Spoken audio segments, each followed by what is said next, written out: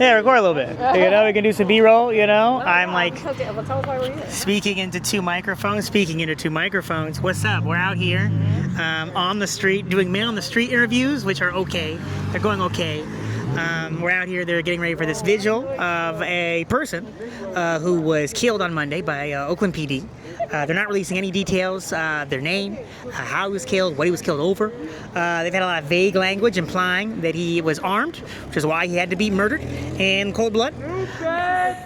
And the speaker program is starting.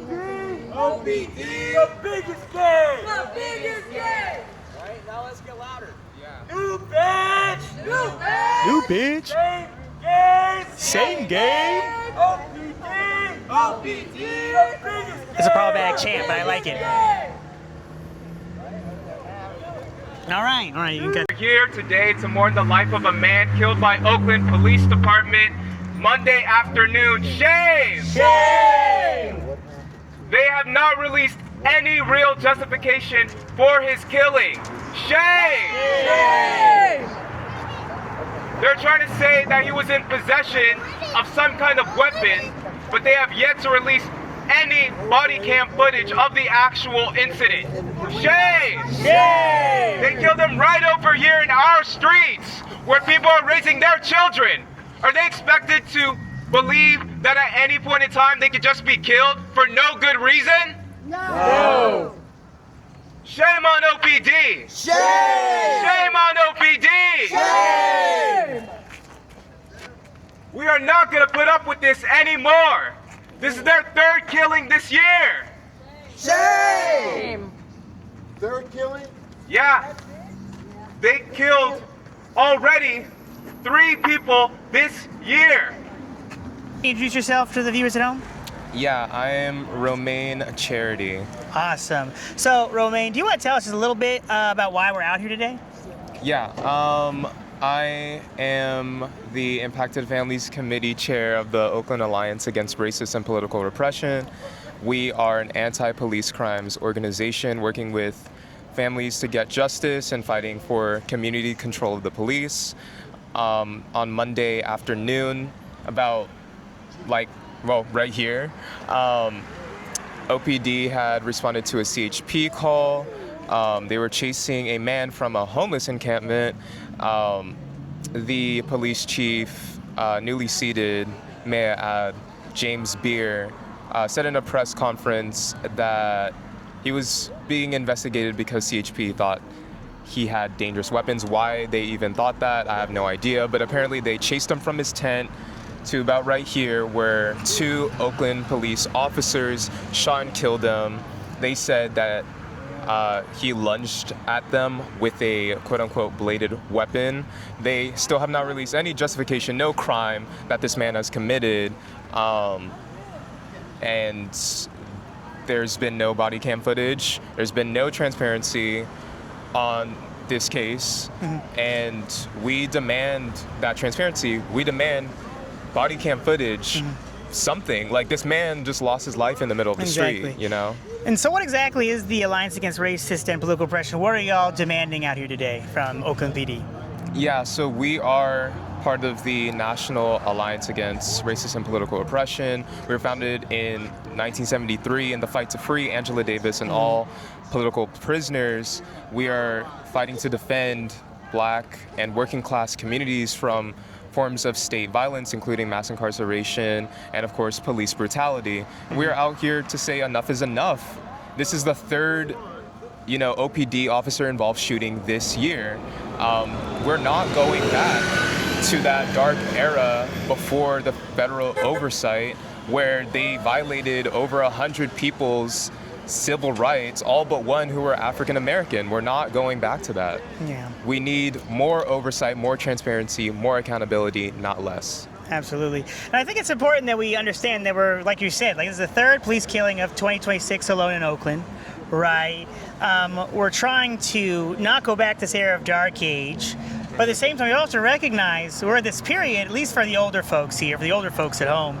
I've already I've already marched for all of these accountability causes, right? Like I remember when they got the body cam footages. I remember when the use of force guidelines were updated.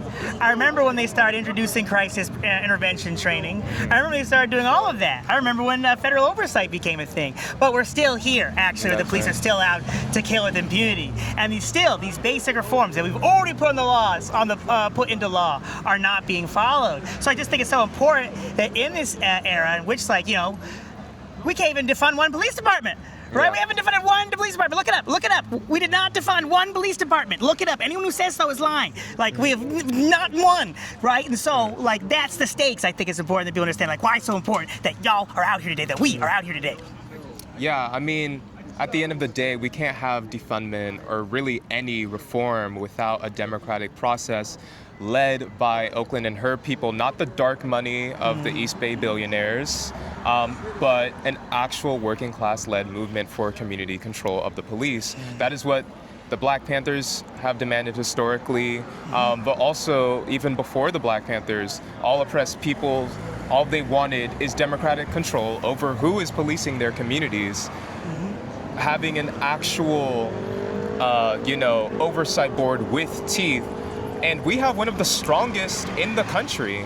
The police commission that was formed and strengthened in 2016 is very powerful, having investigative power, having hiring and firing power of the police, which is what we, demand all over the country as the National Alliance. But it is being consistently attacked by the police union and the police union's, city council members that they have in their pocket.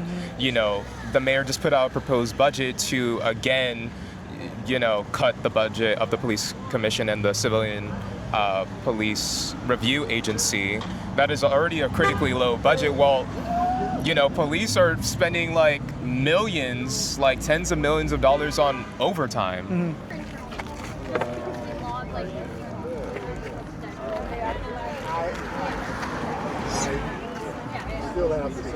That's totally fine. All right, what's up, y'all? I'm Dayton here with the Rising Tide Podcast. And could you introduce yourself one more time for the folks? I'm Mateo Ramirez with the Urban Peace Movement. Cool. First, let's tell us a little bit. What is Urban Peace Movement about? Urban Peace Movement is a youth empowerment group based in Oakland, but we also have a South County group as well. Cool. And why are y'all out here today? Today we're out here to hold the police accountable. I mean, they have yet to release the transparency that we need within this case. I mean, they really haven't told us anything. They haven't told us the weapon that was used, or the weapon that they had, or how they were supposedly a threat. All we know is that they tried some less lethal methods and then ended up shooting him. We have no information, and we need to hold them accountable. We need that transparency. Absolutely. And so I just wanted to get this point because you're with the Youth Empowerment Organization. So how old are you, just for let the folks know? I'm 17. Hell yeah. And our makes youngest, me feel very old. Our youngest person within Urban Peace Movement is 14. Okay, well, as a man on his second marriage, that makes me feel bad. Just kidding.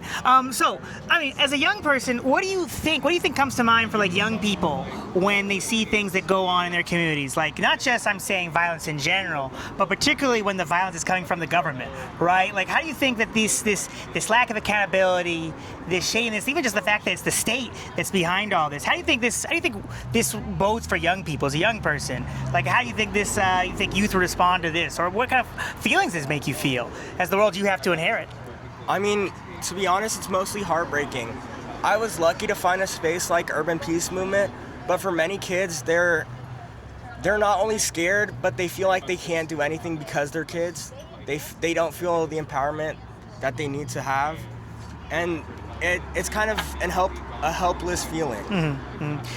It is helpless, and I think, but if we look at it historically, it's all our major social movements have been led by young people, right? Here we are in Oakland, California, home of the Black Panther Party. The youngest member of the Black Panther Party when they first started was 14 years old as well, right? So it's the same basic lineage of young people trying to do something, right? Like obviously folks are young, but even the fact that I ran to this group of young people, some of which drove up all the way from Hayward because they heard about a man getting shot in Oakland. You know, it made me as an aging man feel inspired to meet you today. I wanted you to know that. Thank you. So, what do you think What do you think y'all and your comrades are trying to accomplish with being out here today?